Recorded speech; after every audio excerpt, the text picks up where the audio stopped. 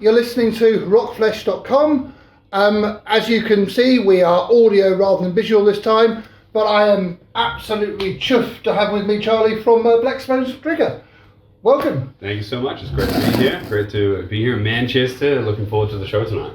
And, let's start with that. You're supporting Bruce Dickinson, So, as a Maiden fanatic, have you met him yet? Yes. Yeah. We've bumped into each other a few times, and seems like an awesome chap. I mean, he's one of those guys you kind of feel like you know him even before you've met him, because of course, I grew up watching him on the videos and stuff. So to now be sharing a stage is just absolutely crazy. Brilliant. Well, he's got a reputation, both as Maiden as a solo act for being really interesting in up and coming bands and taking up and coming bands. So, have you had a chance to sort of chat about, any tips, for you as an up and coming act or anything? Not with him directly, but as soon as we get the chance, then of course, we're all ears. We're here to grow this band to be, as big as we possibly can, because that's what we find the most fun. Have the best songs that we possibly can, perform to the biggest crowds that we can. And so far, we've had a great response from all the shows. So, from my research, this is your first time in England? It is, yeah. Right. Excellent. Yeah. So, asking the pick of this question, how are you finding it? It's awesome. I mean, just traveling around, seeing the countryside. Pretty much all of us have, some ancestral relation to, of course, United Kingdom. So even just to see, the motherland itself has been really fun. And, just the venues, the history here, stopping by and seeing a castle is just something you can't do in New Zealand. And when I chat, we do quite a lot interviewing bands and stuff, and when I chat about it, we ask the same sort of question, and it's always like, this is where it started. This is where this music that we adore, this is where it started. Is that buzz for you as well? Yeah, 100%. It's like that. The reason why I play guitar is because I heard Paranoid by Black Sabbath, and next minute I'm here playing a show. It's insane how the world works like that. So you mentioned New Zealand and stuff, and you come from New Zealand, which is obvious by the accent. And what's the scene like over there? Because I remember when I grew up reading Kerrang and stuff, they always said it felt like we were almost, if there was a bright star, bright centre of the universe, you were the furthest from it. Is there still a feeling of that? Yeah, well, I mean, you really get the sense of just how far away New Zealand is when you travel anywhere else significant in the world. For instance, to get here, it takes over 24 hours of just flying time, let alone transit. And then, so the scene in New Zealand, it is very isolated. There's only 4.5 million people in the entire country. And so, you get just little pockets of things, and then so for us to be a band from New Zealand, it's been really cool because, of course, you don't choose who your fans are, but when we, put our songs out on, Spotify and YouTube and everything, we just happen to naturally get a more international audience, which is fantastic because it's led to opportunities just like this one. And that's really what I asked about your style, because actually it's a real mix mash of different things. I have a theory that the generation growing up now, because Spotify, you can listen to anything. Actually, that the influences are all over the place. Is that very much where you're coming from? It just feels really full of so many different various styles. 100%. Every single member of the band, has their own unique influences that they bring into it. And then so also every single member of the band can play guitar, and so we all write the songs together. And then so when we're jamming and coming around with the ideas, whether it's Dan's fanatical love of Led Zeppelin, or for instance, my love of like Guns N' Roses and Zakk Wylde's guitar playing, or Baudry absolutely loves Tool, so a little bit more of the progressive element, and then Josh has like a huge eclectic interest in music. Josh, what's your favorite band? I couldn't put a finger. I couldn't tell you. Okay, so Josh doesn't have a favorite band, but try to take it from me. He listens to a lot of music. Well, this week, sure next week it'll be something different. But I think I find that really fascinating. Because when I grew up, if you bought an album, you had to like it, whether because you had spent your money on it. Now, actually, you own the entire record collection. Yeah, it's insane, and I think it's it's something it's so perfect for the fans. Of course, I understand that there are massive downsides in some areas of for instance, the music industry for the way the whole streaming thing happens.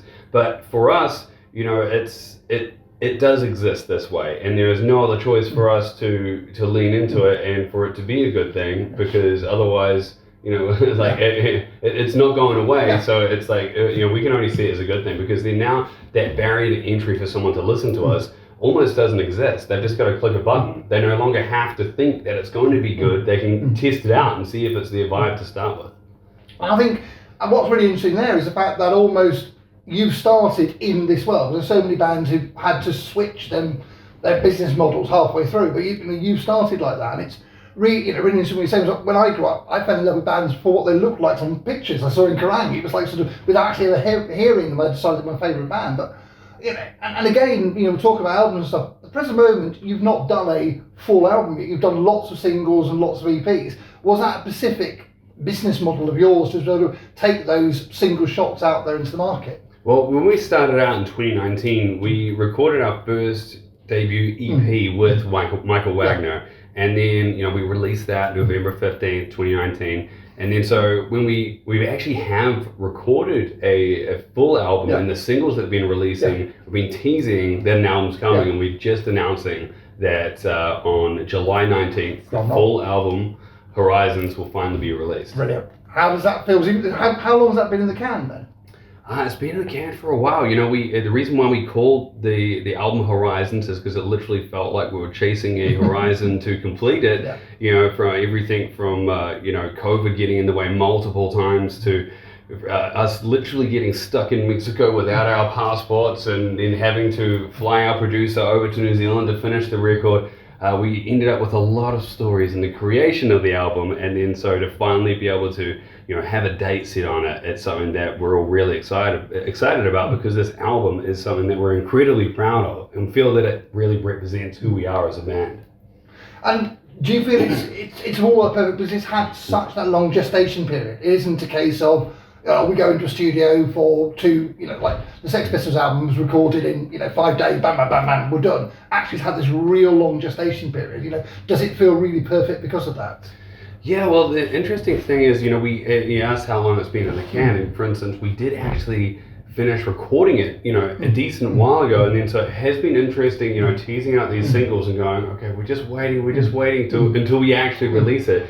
But it was something that we did take the time to make sure that we got it right, so that we made sure that this 12 songs was a collection that takes the listener on a journey for those who do want to listen to the album in an album way, not in a single way. Of course, we've only been releasing singles, but when we do have the album out, we wanted people to be able to listen and experience the way that that we wanted them, experience the feelings that we wanted them to feel as they go through that track by track. So do you find they're morphing a live thing? Because if they've been sat there, ready-made, on a recorded thing, but you were out now playing them again and again, do you find them morphing? Do you find the songs changing as you sort of play them more and more and more in a live setting? Yeah, well, I mean, there's always little things that, we, us as a band, always enjoy, adding a little bit more of. It's like if we, hit into a big riff into a song, we might be like, okay, let's hit that a few more times, and, so on top of that, it's been really awesome seeing, us, coming over into the other side of the world, and we're up on stage performing, and whether that's tracks from,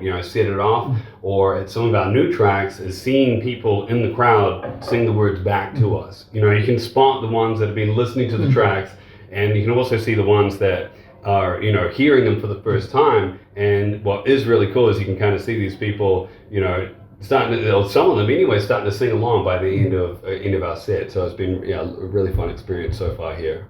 And you tease new songs there, so I presume you've not been resting on your laurels. I presume it's not been right. Horizons is done. We're going to Horizon, then we'll worry about the next one. I presume you're already. It sounds like you've got stories with Mexico and COVID, and you've got stuff there. So I presume you're already playing around with the next one. Absolutely.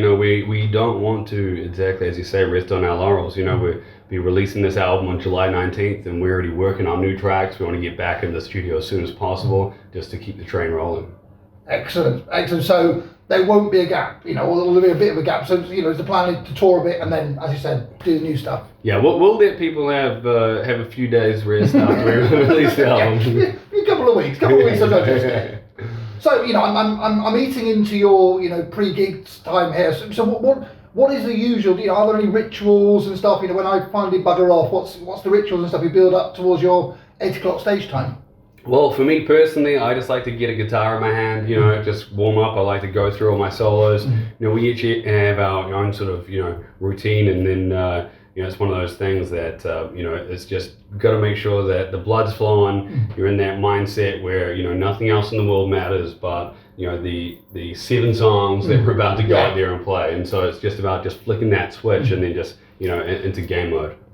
And what sounds really interesting, so listening to you say that, is it seems you're still in that point where this is still bloody exciting. It's still that, oh my God, we're doing this. There's still that buzz. Well, if it becomes not exciting, then I don't think it'd be worth doing. You know? But it's like one of those things that at the end of the day, this has been a long time coming for a lot of us. This is something that not just we want to do. It's pretty much everybody's dream to go and for instance, play out the shows that we're doing. And so it's incredibly exciting. Every single time you go out on that stage, it's like, there might be a little bit of nerves, but the nerves are good because they make sure that you focus and you get it right, But it's just one of those things where when you finish your set, hit that last note, and you hear that roar from the crowd, it's just one of the most rewarding experiences that you can have in life.